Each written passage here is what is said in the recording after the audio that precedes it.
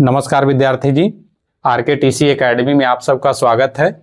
तो आइए हम लोग मैथमेटिक्स के कुछ टॉपिक स्टार्ट किए हुए हैं। तीसरा चैप्टर जिसमें हम लोग को कुछ विधियों से संबंधित पढ़ना है ना। तीसरा चैप्टर में विद्यार्थी जी आप सबको बताए थे 3 विधियों की जानकारी रखना होता है। उसमें आप लोग के सिलेबस में 3 विधि दिया गया है जो 2 चर वाले रैखिक समीकरणों को हल करने में काफ़ी मदद करता है।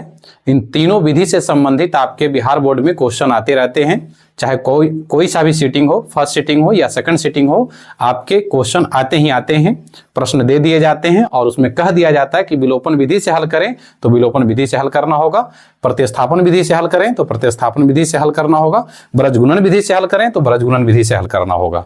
तो तीनों विधियों की जानकारी आपको होना चाहिए, जिसके 2 विधि विद्यार्थी जी इसी चैनल पर आप लोग को बता दिए गए हैं, जो आप देख सकते हैं इसी चैनल पर आपको उपलब्ध करवा दिए गए हैं क्लास, तो उस क्लास को जाकर के आप लोग पुनः देख लेंगे एक बार ध्यान से, जिसमें 2 विधि आप लोग को करवा दिया गया था, प्रतिस्थापन विधि और विलोपन विधि। आज हम लोग पढ़ेंगे एक नया ब्रजगुणन विधि, और इस ब्रजगुणन विधि में हम लोग जानेंगे कि वही 2 चर वाले रैखिक समीकरणों को ही हल करना होता है ना। तो देखेंगे विद्यार्थी जी कि 2 चर वाले रैखिक समीकरण को ब्रजगुणन विधि से कैसे हल करेंगे हम लोग। सबसे पहले 2 चर वाले रैखिक समीकरण का युग्म दिया हुआ रहेगा विद्यार्थी जी, जैसे ax by plus c equal to 0 और ax plus by plus c equal to 0। ये हो गया समीकरण 1 और ये हो गया विद्यार्थी समीकरण 2। ब्रजगुणन विधि में विशेष तौर पर ध्यान रखना होता है विद्यार्थी जी कि जो भी अचर शब्द यानी अचर अंक बराबर के दायां साइड रहता है उसे बायां साइड कर लीजिएगा। यानी समीकरण बनाते समय थोड़ी सी सावधानी बरतिएगा कि दायां साइड में शून्य कर लेना है विद्यार्थी जी। दायां साइड में क्या कर लेना है? शून्य कर लेना है। एग्जाम में कुछ क्वेश्चन ऐसे भी आपको दिए जा सकते हैं कि 2x प्लस 3y बराबर 8 और 3x प्लस 4y बराबर 9, इस तरह से भी दिए जा देंगे और कह दिया जाएगा कि ब्रजगुणन विधि से हल करें। तो सबसे पहला काम होगा विद्यार्थी जी कि दायां साइड में शून्य कर लेना होता है। समीकरण को सजाते समय दायां साइड को शून्य कर लेना होता है, तो सभी डाटा को आप बायां साइड कर लेंगे। तो इसका सही रूप हो जाएगा विद्यार्थी जी 2x प्लस 3y, 8 इधर प्लस में इधर आया तो माइनस में कर लीजिएगा, ठीक है। ये बन जाएगा आपका समीकरण। इसे भी ऐसा ही कर सकते हैं आप, 3x प्लस 4y और माइनस में 9, ये हो गया समीकरण 2। तो इस रूप में करके ही आप उसे सोल्यूशन कर सकते हैं ब्रजगुणन विधि में, ठीक है। तो विद्यार्थी जी यहां से हम लोग आगे बढ़ते हैं। ब्रजगुणन विधि के जो विधियां होती है, बनाने के तरीके होते हैं, उसको आज हम लोग सीखेंगे। तो ये चीजों को थोड़ा सा ध्यान में रखिएगा कि दायां साइड में शून्य अवश्य कर लें। उसके बाद विद्यार्थी जी सबसे पहला काम होगा कि समीकरण 1 से a1 b1 और c1 की पहचान कर लेंगे और समीकरण 2 से a2 b2 और c2 की पहचान कर लेंगे। यहां से विद्यार्थी जी एक फार्मूला होता है विद्यार्थी जी, जिसे बनाना बेहद आसान होता है। उस फार्मूला को पहले बनाने के तरीकों को हम लोग सीख लेंगे। सबसे पहला ट्रिक है विद्यार्थी जी, ट्रिक है फार्मूला बनाने का, ट्रिक है ना, BC और AB। पहले ये काम होता है, लिख लीजिएगा BC AB, फिर नीचे दोहरा दीजिए BC AB। और पहला समीकरण का विद्यार्थी जी 1 1 1 कर दीजिएगा सब ऐसे इस तरह से, और दूसरा लिखिएगा तो 2 2 2 कर दीजिएगा इस तरह से। और ये x का फार्मूला होगा, ये y का होगा, ये 1 का होगा। ब्रजगुणन विधि में कहा गया विद्यार्थी जी कि x वटा फार्मूले होते हैं। फर्स्ट डायगोनल यानी पहले विकर्ण का गुणनफल कर लीजिएगा, यानी b1 इंटू c2, फिर बीच में माइनस देना विद्यार्थी जी, फिर दूसरे विकर्ण का गुना कर लेंगे, यानी कह सकते हैं b2 इंटू c1 बराबर। उसके बाद y का जो फार्मूला निकलेगा विद्यार्थी जी, y का फार्मूला उसमें इस तरह से गुना हो जाएंगे। फर्स्ट डायगोनल सभी में वैसा ही करना होगा। तो यहां फार्मूला निकल करके आएगा c1 into a2 minus c2 into a1 अब बराबर। यहां जो फार्मूला निकल करके आएगा विद्यार्थी जी, एक का फार्मूला निकल करके आएगा 1 वटा, ठीक है। इसको इससे गुना कर लेंगे तो ये हो जाएगा आपको a1 इंटू b2 माइनस, इसको इससे गुना कर देंगे तो ये हो जाएगा a2 इंटू b1। ब्रजगुणन विधि का यही फार्मूला है विद्यार्थी जी, जिससे कि बहुत ही आसानी तरीके से निकाले जा सकते हैं, है ना। ऐसे फार्मूला आप याद कीजिएगा विद्यार्थी जी तो बहुत ही लंबा हो जाएगा, है ना। और याद तो होता है विद्यार्थी जी, लेकिन ज्यादा मेहनत करने की आवश्यकता हो जाएगी आपको, है ना। बोलने में ही बहुत सारे मिस्टेक कर दीजिएगा आप। जैसे में देखिए पढ़ा जाएगा x बटा b1 into c2 minus b2 into c1, कैसा लग रहा है ना।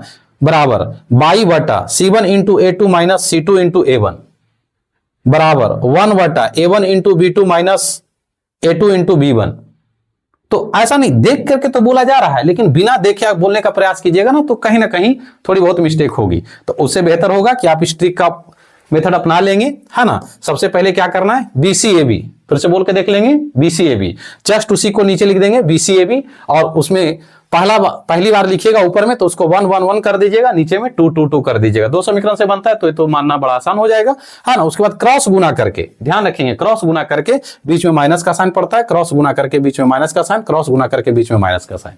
अब इसी पर आधारित जो है आपका ये ब्रज गुणन विधि का सॉल्यूशन होता है। अब कोई भी दो समीकरण उठा करके आप और इससे चलिएगा, आपका आंसर कंफर्म आ जाएगा। और ये विधि को मोस्ट इंपॉर्टेंट परीक्षा की दृष्टि से रखा गया विद्यार्थी जी, क्योंकि पूछा जाता है एग्जाम में, क्वेश्चन दे दिए जाते हैं और कह दिए जाते हैं ब्रज गुणन विधि से हल करें, तो आपको फिर ये लगाना पड़ेगा। इसके अलावा कोई उपाय नहीं होगा विद्यार्थी जी। जब कह देगा कि इस विधि से हल करें तो विधि से आपको हल करना पड़ेगा। तो आइए इस पर आधारित कुछ क्वेश्चन ले लेते हैं और उसको हम लोग हल करते हैं। विद्यार्थी जी ये रहा है आपका क्वेश्चन, ठीक है, दिख रहे हैं सभी को। प्रश्न विद्यार्थी जी 2x प्लस वाई, ध्यान से देखेंगे, 2x प्लस वाई बराबर 35, और तो देखिएगा ये बराबर के उस साइड है, इसे बायां साइड कर लीजिए, क्योंकि ब्रज गुणन विधि से जब हल कर रहे हैं तो आपको तो ये करना पड़ेगा। क्योंकि प्रश्न में भी देखिए कह दिया निम्नलिखित समीकरण निकाय का हल ब्रज गुणन विधि से, ध्यान दीजिए यहां लिखा हुआ है ब्रज गुणन विधि से हल करें। तो दायां साइड को बायां साइड में कर लेंगे, क्योंकि दायां साइड में 0 करना आवश्यक होता है। तो यहां से कर सकते हैं 2x plus y minus 35 equal to 0। ये हो गया समीकरण 1। दूसरा ले लीजिए, दूसरा दिया गया है आपको 3x प्लस 4y और बराबर में 65 है। 65 को इधर कर लीजिए विद्यार्थी जी बायां साइड, ताकि दायां साइड शून्य प्राप्त हो जाए। तो यहां से कर सकते हैं 3x प्लस 4y माइनस 65 बराबर 0। ये हो गया समीकरण 2। अब विद्यार्थी जी बताइए इसमें a1 a2 b1 b2 c1 c2 की पहचान करने में कहीं को दिक्कत है। पहला समीकरण में x के गुणांक को a1 कहेंगे, तो कह सकते हैं आप a1 का मान 2 आ गया। दूसरा समीकरण में x के गुणांक को a2 कहेंगे, तो ये आप a2 का मान निकाल लिए। एकदम बेसिक से बता रहे हैं विद्यार्थी जी, स्टेप बाय स्टेप ध्यान पूर्वक समझेंगे, समझ लेने के बाद ये सब लिखने की कोई आवश्यकता नहीं होगी, बड़ा आसानी से आप हल कर लेंगे।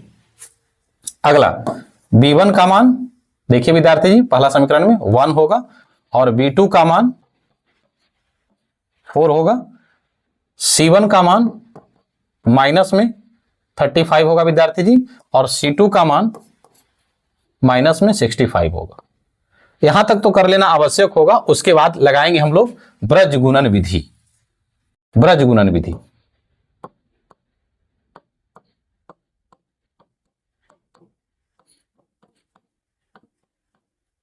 ब्रज गुणन विधि ब्रज गुणन विधि का फॉर्मूला अभी अभी लिखे थे विद्यार्थी जी, जस्ट, है ना, अभी अभी आप लिखे हैं, उस चीज को आप देख सकते हैं।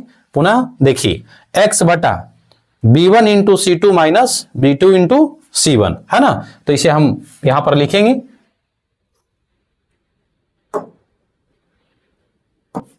b1 into c2 minus b2 into c1 बराबर y बटा, दूसरा देखेंगे विद्यार्थी जी y बटा था c1 into a2 minus c2 into a1, तो लगाएंगे c1 into a2 minus c2 into a1 बराबर 1 बटा, है ना, 1 बटा विद्यार्थी जी यहां देखेंगे a1 into b2 minus a2 into b1।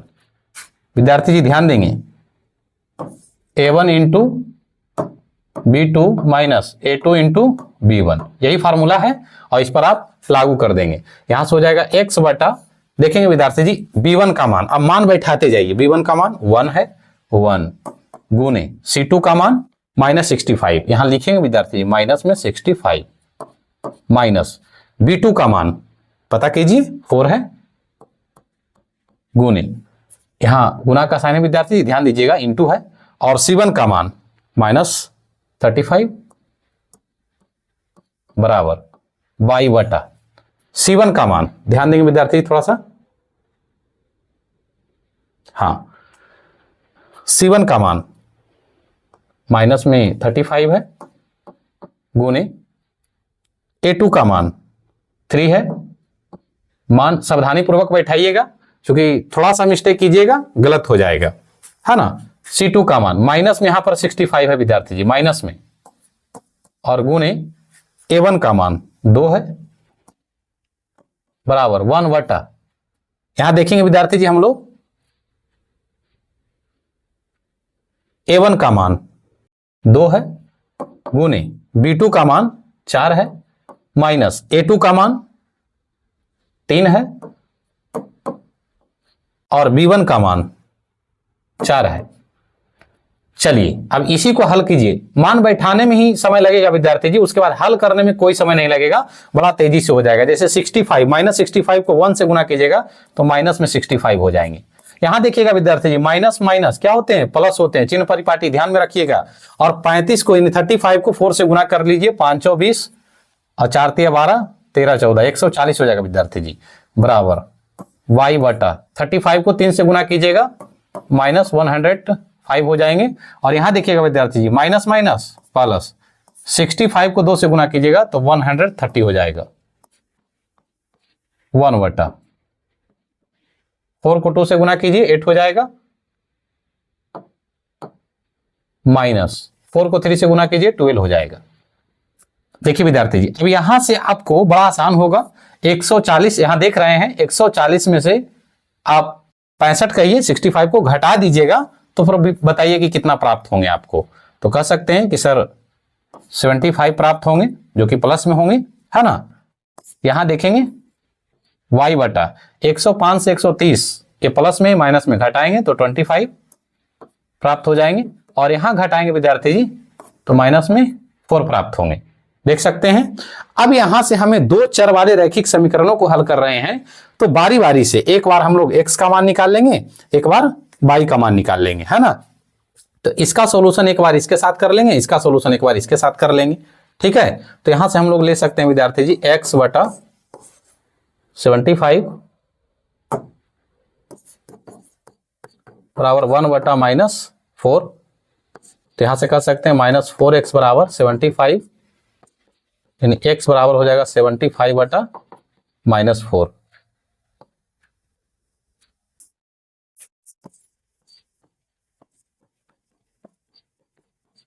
यहां क्रॉस गुना करेंगे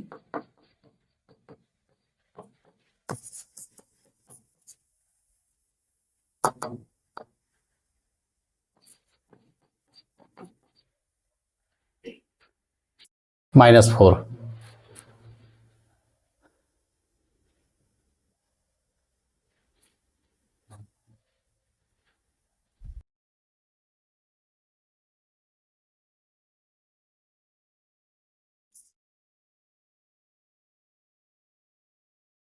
विद्यार्थी जी यहां देखेंगे मान बैठाने में कहीं मिस्टेक तो नहीं हुआ, क्योंकि निगेटिव में मान दोनों आ रहा है ना।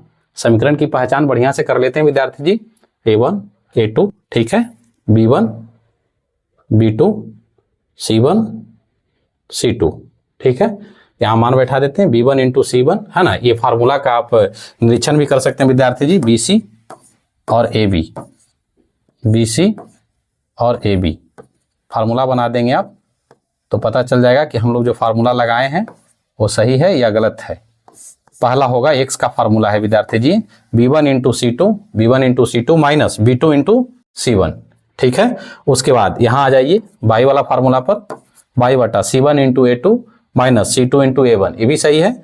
और फिर 1 वाला फार्मूला पर आ जाइएगा तो A1 into B2 minus A2 into B1, ये भी सही है विद्यार्थी जी। फिर मान बैठाने में थोड़ा सा चेकिंग कर लेंगे हम लोग कि सही आ रहा है या गलत आ रहा है। यहां से हो जाएगा B1 का मान 165 माइनस में सही है, B1 का मान B2 का मान 4 माइनस में 65 35, ये भी सही है। C1 का मान 35, A2 का मान 3 होगा, सही है। C2 का मान यहाँ भी सही है और A1 का मान 2, ये भी सही है। विद्यार्थी यहाँ पर देख लेते हैं A1 का मान 2 है और B2 का मान तो 4 है विद्यार्थी जी, तो ये भी सही है। यहाँ से देख लीजिए A2 का मान तो 3 है और B1 का मान 1 है विद्यार्थी जी। देखिए यहीं पर मिस्टेक हो रहा था, है ना। तो कह सकते हैं कि कहीं ना कहीं ये मिस्टेक हो रहा था, क्योंकि यहाँ कह रहा है b1 का मान, तो b1 का मान हम लोग यहाँ पर 1 बैठाएंगे, 1। तो यहीं से मिस्टेक हुआ था विद्यार्थी जी, जिसके कारण आप लोग का आंसर निगेटिव में जा रहा था। तो थोड़ी सी ये सब सावधानी बरतिएगा, थोड़ी सी मिस्टेक में आप देख सकते हैं कि कहाँ से कहाँ तक पहुँचा देता आंसर को।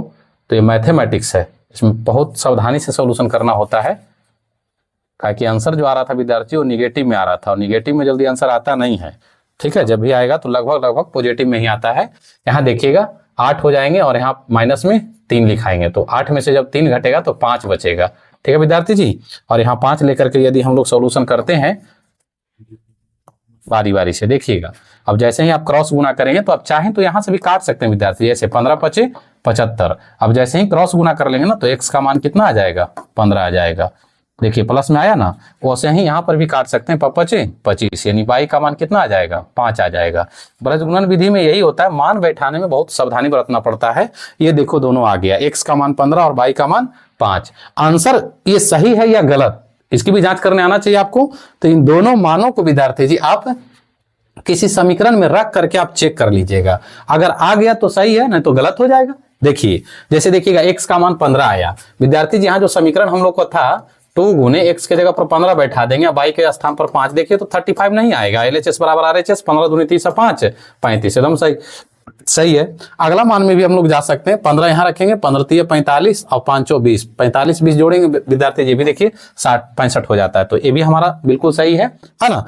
तो इस आधार पर जो है आपको प्रश्न आते रहते हैं। और देखिए ऐसा ही प्रश्न एक और है विद्यार्थी जी, देख लीजिए ऐसा ही प्रश्न एक और दिए गए हैं, थोड़ी सी सावधानी से इसको देखेंगे आप लोग। हाँ यहां देखेंगे विद्यार्थी जी, एक प्रश्न दिया गया, बहुत ही बेहतरीन क्वेश्चन है कि यदि 2 पेंसिल और 3 रबड़ की कीमत 9 रुपया हो और 4 पेंसिल और 6 रबड़ की कीमत 18 रुपया हो तो प्रत्येक पेंसिल और प्रत्येक रबड़ की कीमत ज्ञात करें। अब इस प्रश्न में देखिएगा, यह प्रश्न शाब्दिक है ना, और इस शाब्दिक प्रश्न में आपको कोई विधि का नाम या जिक्र नहीं किया है। ठीक है, कि विलोपन विधि से हल करें, प्रतिस्थापन विधि से हल करें, ब्रजगुणन विधि से हल करें। तो आप ऐसे प्रश्नों में ऑलराउंडर हैं। जब तक वह नहीं दर्शाता है कि इस विधि से हल करें, आपके हाथ में 3 विधियां हैं, कोई विधि आपको जो बेहतर लगे उस विधि को लागू करके आप हल कर दीजिए। ठीक है, तो आइए पहले तो सबसे पहले समीकरण निकालना होगा, 2 चर वाले रैखिक समीकरण को। देखिएगा यहां पर कहा जा रहा है कि 2 पेंसिल और 3 रबड़ की कीमत 9 रुपया है, एक समीकरण यहां से निकल जाएगा विद्यार्थी जी। दूसरा 4 पेंसिल और 6 रबड़ की कीमत 18 रुपया है, तो प्रत्येक पेंसिल और प्रत्येक रबड़ की कीमत निकालना होगा। यानी रबड़ की कीमत और पेंसिल की कीमत नहीं दिया गया, तो उसे मान लीजिए विद्यार्थी जी, माना कि पेंसिल की कीमत,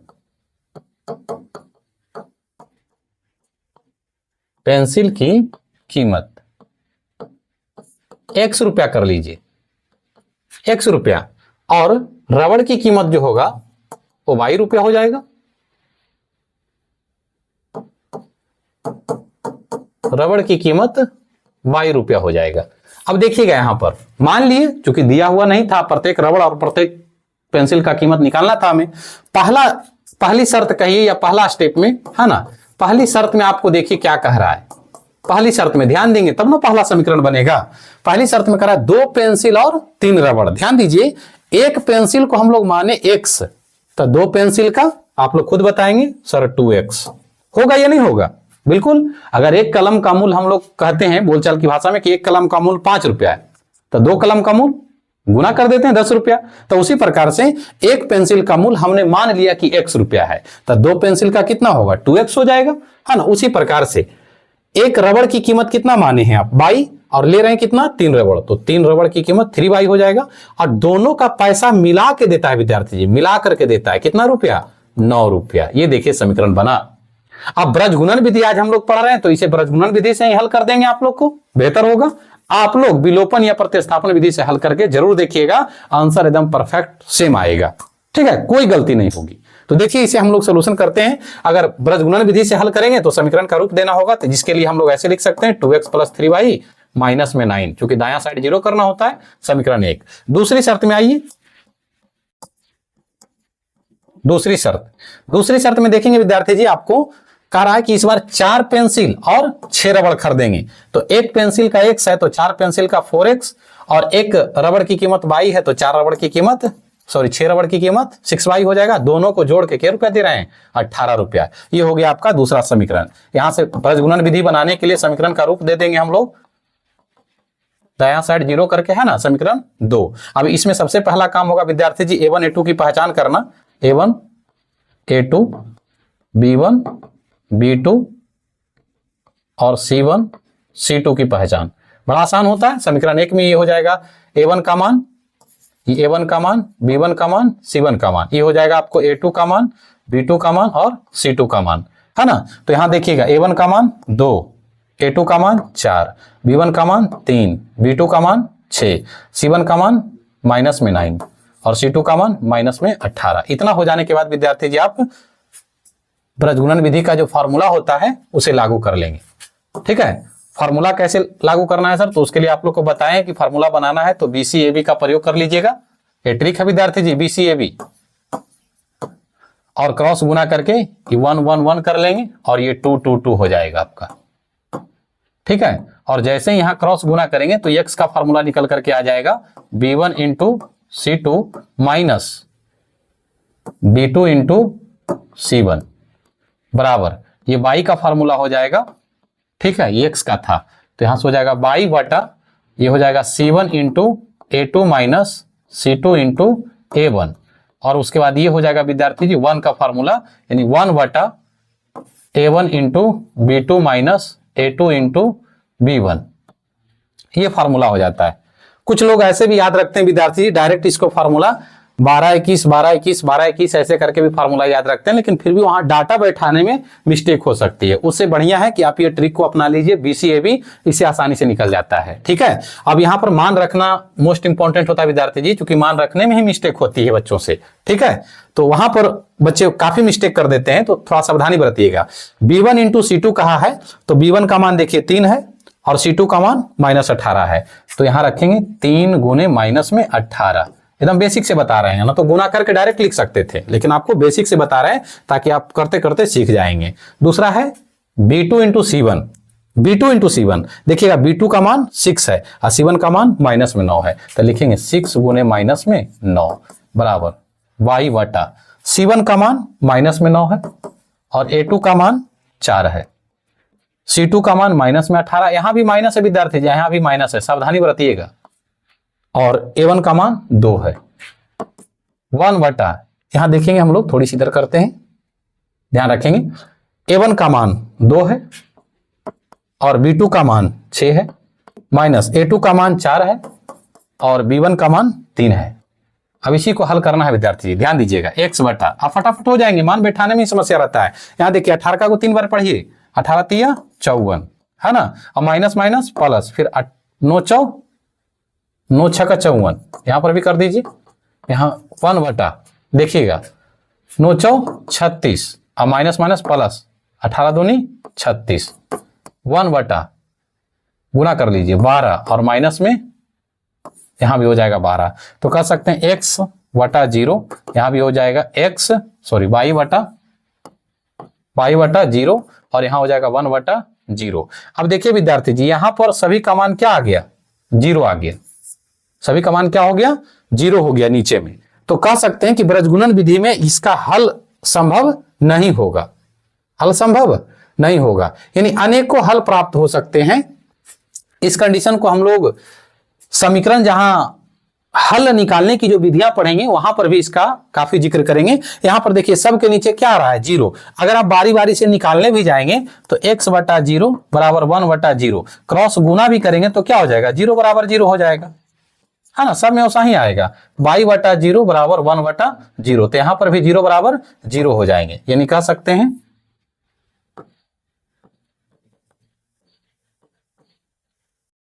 कि अनेक हल के अंतर्गत आ जाएगा अनेक हल इसके होंगे, ठीक है, कई सारे हल होंगे। इसमें शून्य भी एक तरह से हल के अंतर्गत आ जाते हैं। इसका कोई निश्चित मान नहीं निकल करके आएगा विद्यार्थी जी। तो इसका फाइनल आंसर आपका यही है। यहाँ पर कोई भी डाटा अगर आ जाता है आपका 2, 4, 5, 6 तो क्रॉस गुना करके हम लोग आसानी से निकाल सकते थे चर और अचर का मान, लेकिन इसका मान नहीं निकलेगा। x और y का मान जो भी आएगा सब 0 0 हो जा रहा है, देख सकते हैं आप। चूंकि जिसका हर 0 होता है विद्यार्थी जी वो अपरिभाषित होता है, ये निकाल सकते हैं कि इसका मान जो है अपरिभाषित है, ये पता नहीं चल सकते हैं। इसकी पहचान करने की भी कुछ विधियां होती विद्यार्थी जी, जो समीकरण के हल में आप लोग को बताए जाएंगे, वहां पर भी हम लोग कुछ इस तरह से देख सकते हैं।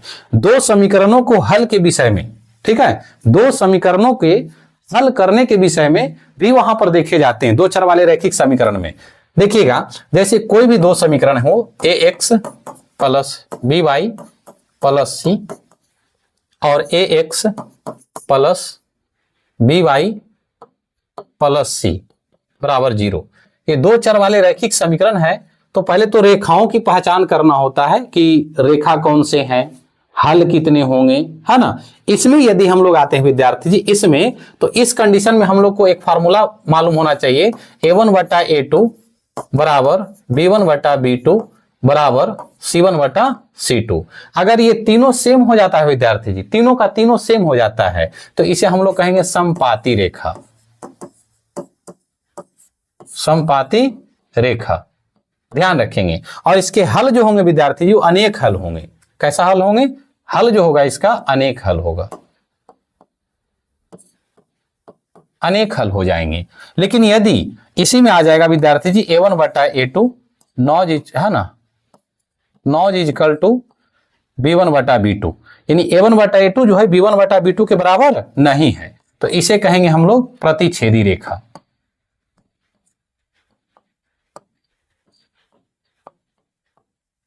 और यह अद्वितीय हल यानी कह सकते हैं विद्यार्थी जी अद्वितीय हल होगा, जिसको कह सकते हैं कि एक हल, एक हल प्राप्त होंगे, सिर्फ एक हल प्राप्त होंगे विद्यार्थी जी। लेकिन यदि तीसरा इसका तरीका विद्यार्थी जी कि a1 बटा a2 बराबर b1 बटा b2 नॉज इजकल टू c1 बटा c2 हो, तो इसे हम लोग रेखा के माध्यम से देखेंगे तो कहेंगे समानांतर रेखा। समानांतर रेखा कोई हल नहीं,